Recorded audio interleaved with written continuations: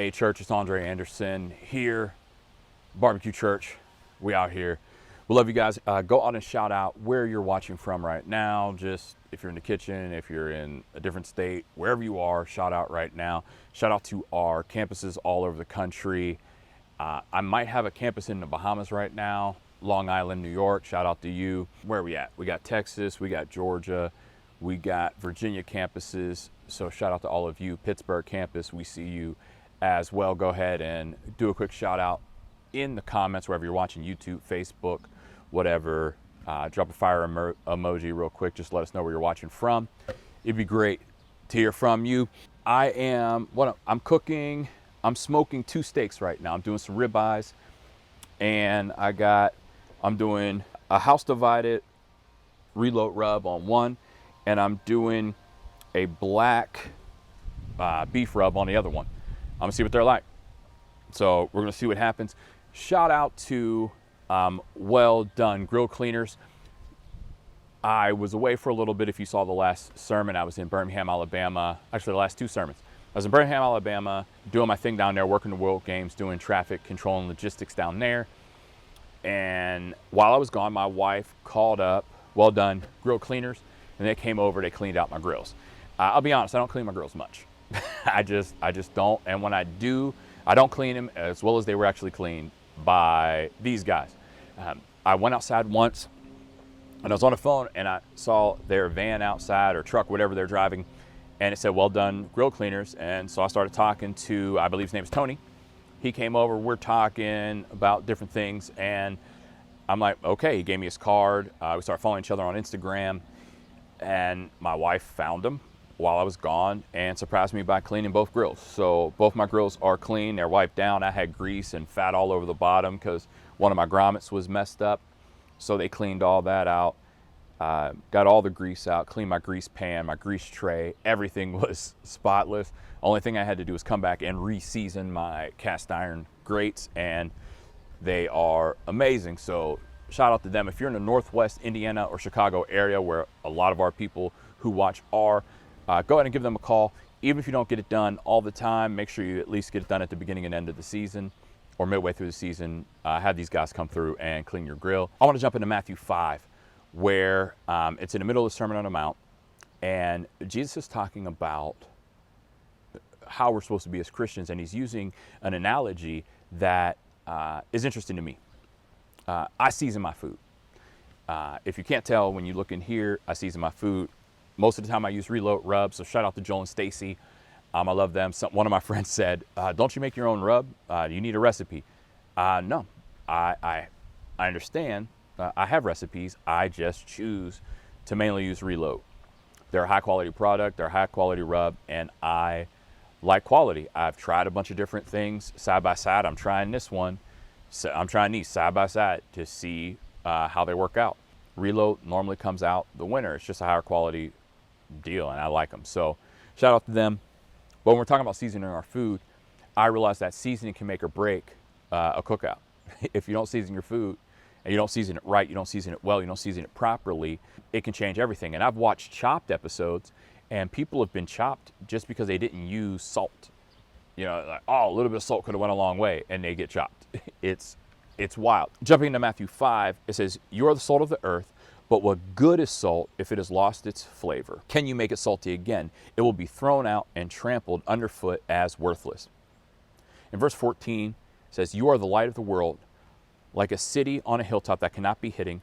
No one lights a lamp and then puts it under a basket. Instead, a lamp is placed on a stand where it gives light to everyone in the house. In the same way, let your good deeds shine out for all to see, so that everyone will praise your heavenly Father. We are to be seasoning for the world. We are to be a light to the world. When you are a Christ follower, that's who you're supposed to be. And I truly believe, whether you believe or not, you should at least be seasoning to the world. You should be a light to the world. I don't believe that we're here to just exist. I believe that we're here to make a difference. I believe that it's a God-given thing. So whether you believe it or not, I believe that you are still called to be that, because I believe that you were created that way. And when you look at the word good, it means, you know, when it talks about good deeds, you're lovely, you're beautiful, you're helpful, you're honest, you're useful, you know, you're well adapted to the purpose, you know, or to the end. It's those, that's what good means. Helpful, honest, useful, those deeds. Let your good deeds shine. When you're in a dark room, you know how whenever you're in a movie theater and then the lights come on, they come on gradually so that you can see just enough to get out, but they don't blast them. You know how you're in a room and it'll be super dark and then someone will come on and turn on a light and you're ready to fight somebody because it just blasted your eye and your eyes didn't get time to adjust. My friend Sean Kelly talks about that all the time. You hate when somebody just comes in and just flips on a light. A lot of times people who are Christ followers will be the type of people that go into a room and turn the light on quick. We're not to be the type of people that just turn on lights and shock people's eyes. We're not to be the type of people who are overbearing or trash individuals. We are to be people who you light a candle and people are drawn to it. Be a light that draws people. Don't be a light that blinds people, that messes people up, that causes people to doubt who God is. You know, when it talks about be salt, we are to be salty. We are to be people that season the world. We're to be people who everywhere we go, we make things better. Where everywhere we go, we can be a blessing to the people around us. We can help people around us. We can make situations better because of our presence. That's how we're supposed to be salt. There are a lot of people who, if you add too much salt to something, it can destroy. Granted, they use salt for preservation, and that's a whole nother sermon, but when you add too much salt to an environment, it can destroy the environment. If you look at the Dead Sea, it's salty. It's very salty, and things aren't able to live in that environment. Don't be the type of person who is so salty and trying to be so overly salty that you're no good to anyone around you. There are so many people that want to be like, oh, I'm this, I'm that. This is who I am, and I'm so great because I do these things. No, how are you changing the world around you? And I believe that all of us, whether you're a Christ follower or not, I know a lot of people that don't rock still watch. You know, I got a lot of homies. Look, we're supposed to make the world better. I believe you were created for that. I was created for that. So let's make the world a better place because of who we are. So be salt and be light. Do great things. Help people around you. I believe that the best way is to have a relationship with God and help other people find their way and find their relationship with Jesus. It doesn't have to look like me. Your relationship with Jesus doesn't have to look like mine.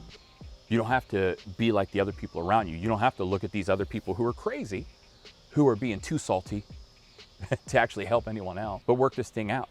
And you want a relationship with Jesus, it's a simple prayer. You say, Jesus is Lord. I believe Jesus is Lord. I believe he died for me. And I receive his relationship. I want a relationship with you. Come into my life, change who I am, and help me to be the person that you've called and created me to be.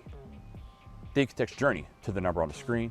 Fill out your information and you will get a devotional for the next 30 days in the morning that'll walk you through what it means to be a Christ follower.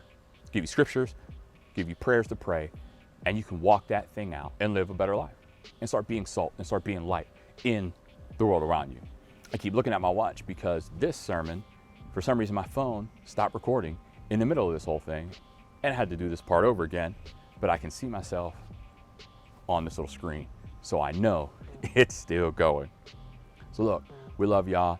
Y'all be safe. If you need anything, let us know. Go to barbecuechurch.com. If you need prayer, our prayer stuff is right there on the website in the bottom little widget that'll pop up. We'll pray for you.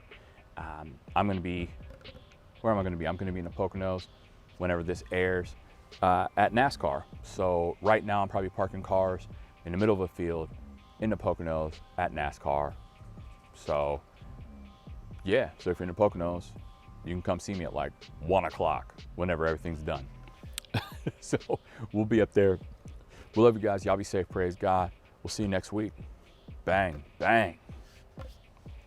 All right, that one worked. Good deal.